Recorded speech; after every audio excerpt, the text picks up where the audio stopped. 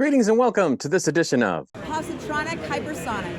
I'm Barry P. Cook, and I'm here to talk to you about the latest episode of Loki Season 2. It was called 1893, and it starts in 1869 in Chicago on the sacred timeline.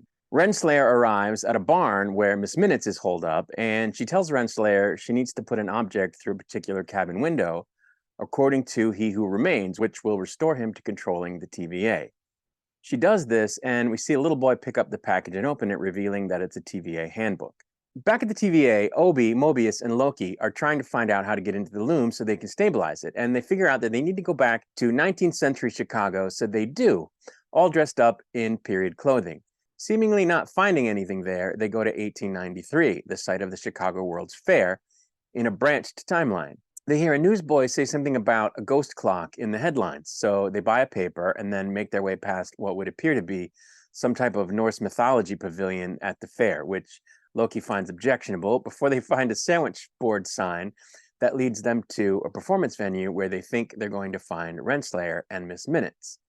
Soon a demonstration begins, as presented by someone called Victor Timely, who we saw at the end of Ant-Man and the Wasp: Quantumania, who is in reality a Kang variant, and Loki immediately realizes it. The demonstration itself is of the temporal loom, which Timely plans to use to light the world. Mobius wants to get the variant back to the TVA so that they can access the loom with his aura. Before they can, the variant sells the loom for $1,000, some of which he then gives to a man at the bar for some reason, while Loki gets himself in a bit of a bind by accidentally stepping on somebody's foot, which he gets out of by disappearing the guy, at which point Mobius just pretends to make off like he was demonstrating a magic trick as a magician. Soon, Timely finds himself running from the guy who had bought the loom and found it to be faulty.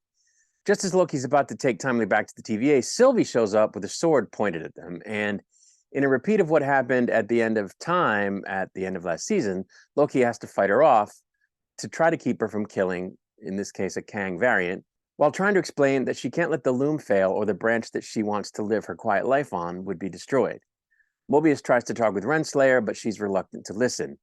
Sylvie ends up zapping Timely with her powers, sending him flying away, at which point he's grabbed up by Renslayer, who manages to get away with him when Miss Minutes makes herself really huge and clears a path through the crowd. They go back to Timely's place, where Renslayer explains what's been going on to him and tell him that they need him to restore the TVA, which is interesting, as well as that he can't trust Loki because Loki is the one who killed other versions of him. But they then have to run, as the guy who purchased the loom is still chasing him, as are Loki and Mobius, whom they hide from and then head to a ship. After Renslayer and Timely seem to make a real connection, Miss Minutes convinces him to drop her off the ship on a lifeboat because he said she wanted a partnership with Timely as opposed to, I guess, being his underling.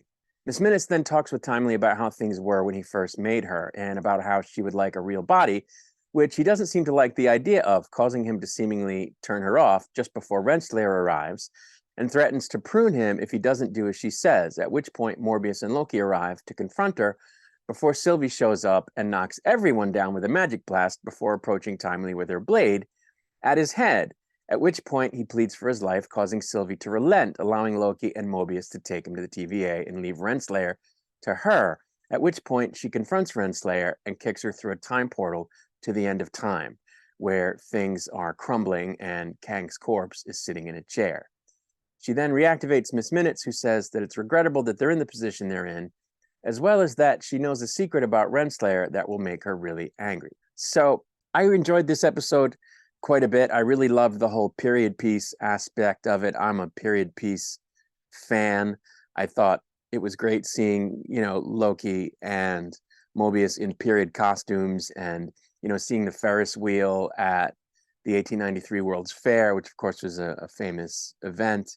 I continue to like the Sylvie character. I think she's really interesting. And I liked especially how in the end she says, okay, I'll do as you say. She's not totally evil. She's just pissed off and she's acting rashly, but she does listen to reason. And I think that's cool because, again, she's Loki, and we know through this redemption arc that Loki's on that really he's also a reasonable person. So if she's him, it tracks that she at her core would also be reasonable and rational and not insane, even if a lot of the time she acts on raw emotion rather than thinking things through or trying to do what's best for the universe. It's very interesting to see this Kang variant, aka Timely, at a stage of his life where he hasn't yet become the creator of the TVA. He's just the creator of the TVA to be, who seems to know about the TVA in advance, of course, because he got the book, which he writes later in the future. It's very strange. It's very mind-bending stuff. But, you know, in real life at this point in time, he's just kind of a charlatan who, you know, tinkers with things and makes things that he then says are more than they are, and, you know, gets away with a little grift, or tries to get away with a little grift, I should say. Yet we know later he becomes something much more. So that was interesting.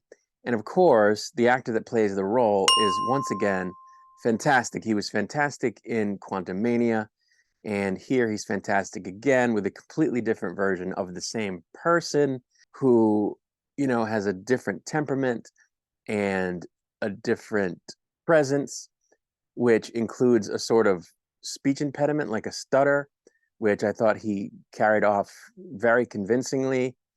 So he just continues to be great. It's unfortunate that he's had some incidents, I guess, where he's been accused of stuff, especially if he didn't do it, which we don't know. But I would hate to see him not be able to continue in the part, because he's just fantastic. You know, very few actors can do what he does here, which is pull off a completely different version of a character he's played before. Someone who springs to mind immediately that's great at that is Tatiana Maslany, who, of course, in the MCU is She-Hulk. She's one of my favorite actors, and this actor is shaping up to be one of my favorite actors as well. He's just incredible. And, you know, I continue to like the fact that Loki is on a redemption path, and that he's now trying to be a good person, and that he's developed a real sort of friendship with Mobius. I think that's really great. I think it's great that he's trying to get through to his other self, you know, Sylvie, whom he cares for. And I'm pleased that season 2 is shaping up to be good. I didn't think it was going to be after the first episode. I was like, ugh. But it's been getting progressively better. I think this episode was excellent, and I'm excited to see where the story goes. But that's really all there is to say. So I'm going to get out of here. I'll be back to do a recap and review of the next episode once it's released. Until I return, I wish you peace and long life.